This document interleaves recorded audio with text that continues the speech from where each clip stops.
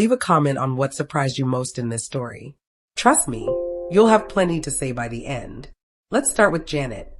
Born in 1920 in Chicago as Janet Rosenberg, she grew up in a modest Jewish family with leftist leanings. The daughter of Jewish immigrants from Eastern Europe, she wasn't raised to be a first lady or a president. She was raised to speak up, to care, and to organize. At the University of Chicago, she met Jagan, a Guyanese dental student with a revolutionary soul and a Marxist mind. Love at first sight? Maybe. Scandal at first sight? Absolutely. Imagine 1940s America. Interracial couples didn't just turn heads, they turned stomachs. But Janet didn't blink. She married Chetty, moved to British Guyana, and threw herself into his cause, not behind him, but beside him. She traded snowy sidewalks for muddy cane fields, kosher kitchens for roti and rice. And in doing so, she became the mother of modern Guyana, a founding member of the People's Progressive Party, imprisoned for political activism, and eventually the first female head of state in the Western Hemisphere. Now jump a few thousand miles west, and a few decades forward to Claudia Sheinbaum. Born in 1962 in Mexico City, Claudia's upbringing was less radical, more academic. But her roots? Just as Jewish.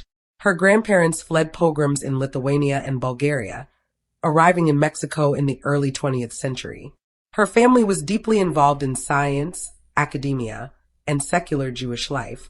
Claudia followed suit, earning a PhD in energy engineering and working with the UN on climate change.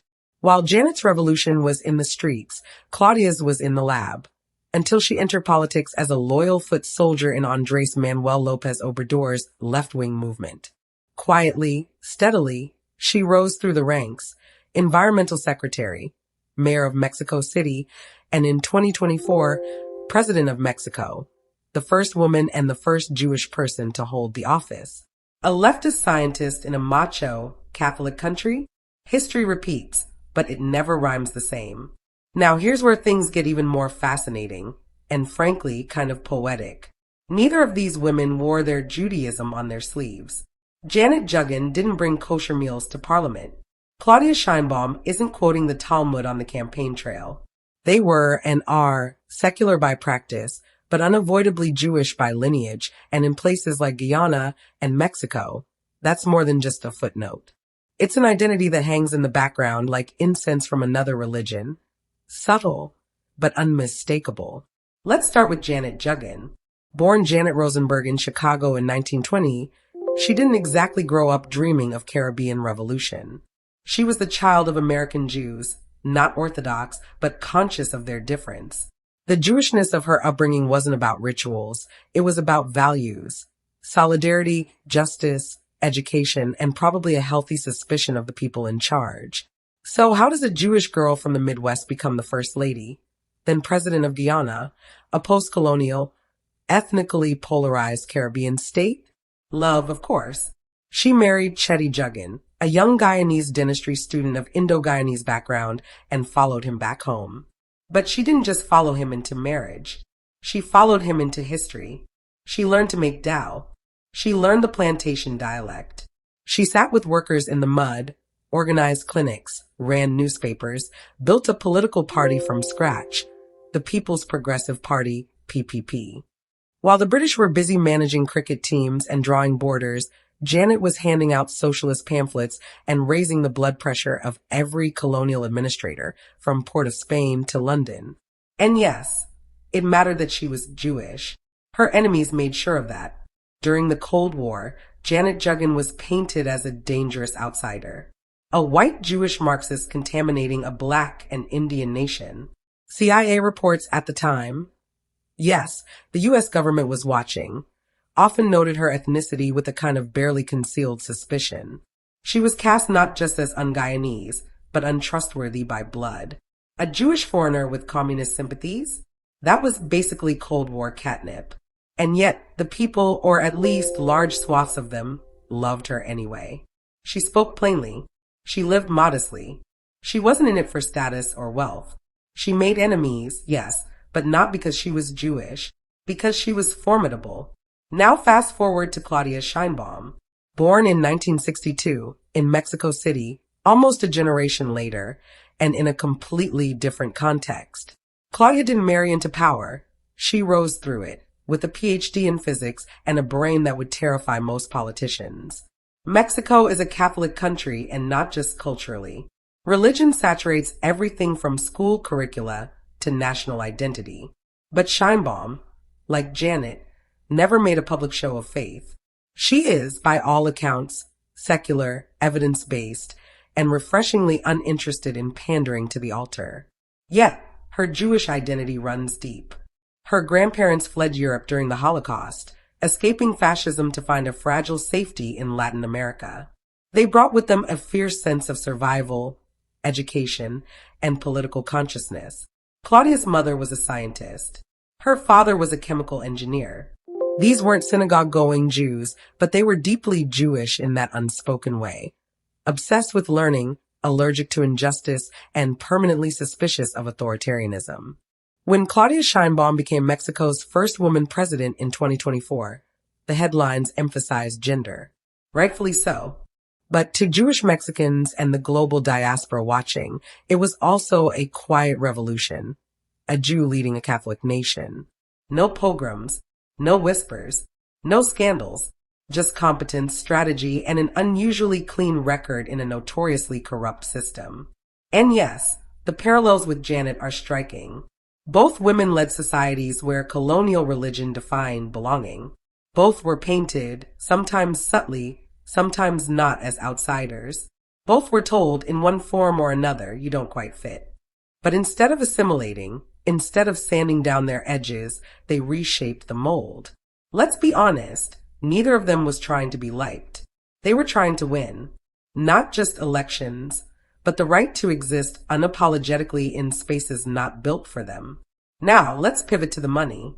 Because these days, legacy is measured in headlines and dollar signs, and both women subverted that too.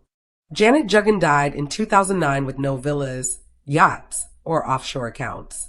Her estate was under $50,000, barely enough for a semester at an American university. She never chased power spoils. Her wealth was moral, a political party, a transformed health system, and a legacy that opened doors for outsiders. Janet married Chetty Jagan, a Guyanese revolutionary, and they raised children together. Her role as wife and mother grounded her in family and nation struggles, balancing leadership with public scrutiny in a male-dominated world. Claudia Sheinbaum, with a net worth between $500,000 and $1 million, lives modestly in a country where corruption often means Rolexes and ranches scandal-free, a rarity in Mexican politics. She's married with children, balancing motherhood and a demanding career. This grounds her leadership in real concerns, humanizing her in a culture with traditional gender roles. What do these women share? Neither played identity politics or sought approval. They were brilliant, inconvenient, and competent. From Burbas fields to Mexico City's halls, they bore the burden of being women and Jews in male, Christian spaces, facing the question, can she really lead us? Are we one of her? Their answer, I don't need to be one of you. I just need to be better. Today, as Gaza burns, Guyana's president is Muslim, and Mexico's leader is Jewish. Imagine Janet and Irfan Ali having tea. Would she joke about the crescent flag or remind him policy, not religion, builds bridges? For them, faith was a footnote, justice their true religion. This is the lesson.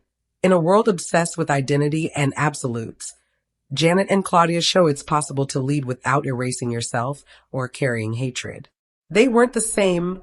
Janet, a revolutionary first, Claudia, a scientist politician. One started with protests, the other with data. Janet married into her nation. Family was central to her legacy. Claudia was born into hers. Wife and mother shape her leadership. Janet's passport said American, but her heart was Guyanese. Claudia's birth certificate says Mexican, yet she still had to prove she belonged. Janet's Guyana was small, poor, post-colonial. Claudia's Mexico is a regional giant, flawed but powerful. Janet was often alone, decades ahead, facing suspicion and patriarchy. Claudia leads a team and a movement in a more ready Mexico. Their stories are echoes, reminding us where we've been. Mexico and Guyana aren't natural allies, but share traits. Flirtation with socialism, diaspora networks, and Jewish female leaders challenging uniform narratives. Imagine them meeting. Claudia talks green cities, Janet smirks. Cute, I nationalized bauxite with a typewriter. Janet's legacy is grit. Claudia's is data. One ruled when women's competence was doubted. The other rules amid doubts of sincerity. Both rose not despite being Jewish outsiders, but without asking permission. They didn't enter quietly, they rewrote the rules. No, they weren't the same. Janet was a field general in sandals, Claudia, a systems engineer in heels. Both proved change needs stamina, brains, and a tolerance for being underestimated. What do you think of their stories? Did you know 2 Jewish women shaped nations in the Americas? What would Janet say to Claudia today? Warn? Advise? Congratulate? Or just say, welcome to the fire, comrade. Keep it burning. Drop your thoughts below. Like if you learned something new. Subscribe for more stories of unexpected power, global irony, and women reshaping history. Because history isn't just made by men in suits. Sometimes it's women in sandals, with a baby on one hip and a revolution in the other.